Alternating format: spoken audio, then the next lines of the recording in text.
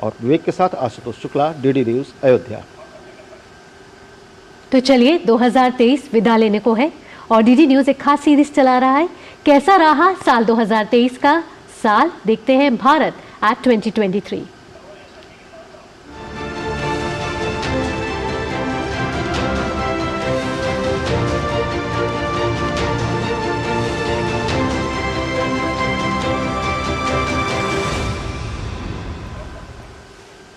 साल 2023 स्वास्थ्य क्षेत्र के लिए काफी अहम रहा है, जहां इस साल प्रधानमंत्री मोदी यूएन मुख्यालय में अंतर्राष्ट्रीय योग दिवस का नेतृत्व किया, तो वहीं पीढ़ी दर पीढ़ी जनजातीय समुदाय के स्वास्थ्य के लिए चुनौती बनी सिकल सेल एनीमिया के उन्मूलन के लिए अभियान की भी शुरुआत की गई।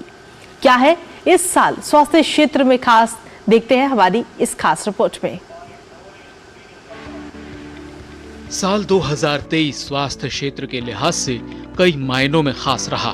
इस साल पीएम मोदी ने पहली बार संयुक्त राष्ट्र संघ के मुख्यालय में अंतर्राष्ट्रीय योग दिवस का नेतृत्व किया। इस योग सत्र में अमेरिका के साथ साथ दुनिया भर के लोगों ने हिस्सा लिया। साल 2023 जनजातीय समुदाय के स्वास्थ्य के लिहाज से भी अहम रहा। जनजातीय समुदाय में पीढ़ी दर पीढ़ी चलने वाली बीमारी सिकल सेल एनीमिया को खत्म करने का संकल्प सरकार ने लिया है। इसके लिए राष्ट्रीय सिकल सेल एनीमिया मुक्त अभियान की शुरुआत हुई, जिसके तहत 2047 तक सिकल सेल एनीमिया के उन्मूलन का लक्ष्य रखा गया है। पीएम मोदी ने इस अभियान की शुरुआत मध्य प्रदेश के शहडोल जिला से की। इस अभियान के तहत देश के 278 जिलों में 40 साल की 7 करोड़ आबादी की जांच होगी और उन्हें विशेष कार्ड दिए जाएंगे। देश और दुनिया में नर्सिंग क्षेत्र में बढ़ती मांग को देखते हुए सरकार ने 157 नए नर्सिंग कॉलेज खोलने का फैसला लिया। इससे न केवल नर्सिंग क्षेत्र के छात्रों को बल्कि नर्सिंग के एकेडमिक क्षेत्र से जुड़े लोगों को भी रोजगार के अवसर मुहैया होंगे। इस साल कैबिनेट ने मेडिकल डिवाइस पॉलिसी को मंजूरी दी। इस पॉलिसी के तहत सभी मेडिकल डिवाइस इंडस्ट्री को आगे बढ़ाया जाएगा और एक व्यापक सिस्टम के तहत मेडिकल डिवाइस बनाए जाएंगे, ताकि देश में मेडिकल डिवाइस इंडस्ट्री को बढ़ावा मिल सके और मेडिकल डिवाइस के आयात पर निर्भरता कम हो। 2023 आयुष्मान भारत के लाभार्थियों के लिए भी खास रहा। इस साल आयुष्मान भव अभियान चलाया गया, ताकि आयुष्मान भारत के लाभार्थियों का कार्ड उनके घर के समीप ही बन सके। इस अभियान के तहत करीब 13 लाख आयुष्मान मेलों का आयोजन हुआ, जिसमें 10 करोड़ से ज्यादा लोगों ने हिस्सा लिया।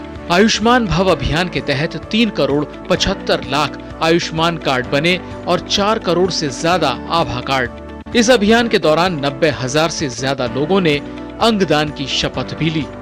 देश में 2014 से पहले 51,000 MBBS की सीटें थी और आज 1 लाख से ज्यादा ऐसी सीटें हैं।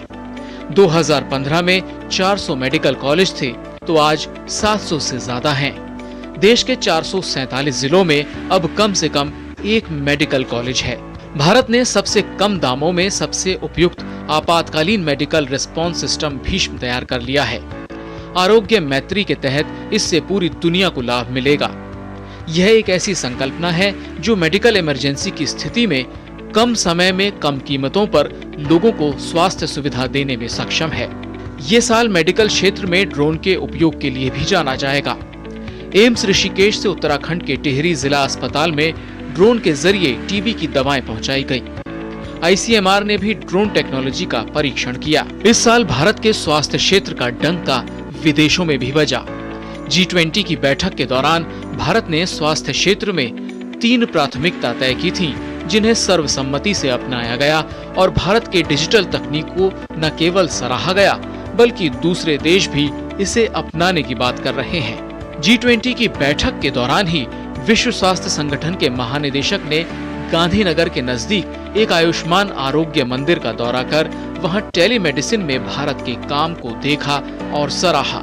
इस दौरे में उन्होंने आशा कार्यकर्ताओं से भी मुलाकात की। युवाओं में अचानक हार्ट अटैक के बढ़ते मामलों को देखते हुए केंद्रीय स्वास्थ्य मंत्री डॉक्टर मनसुख मांडविया ने देशव्यापी CPR ट्रेनिंग अभियान की शुरुआत की। ये साल दुर्लभ बीमारियों से ग्रसित लोगों के लिए भी अच्छा रहा।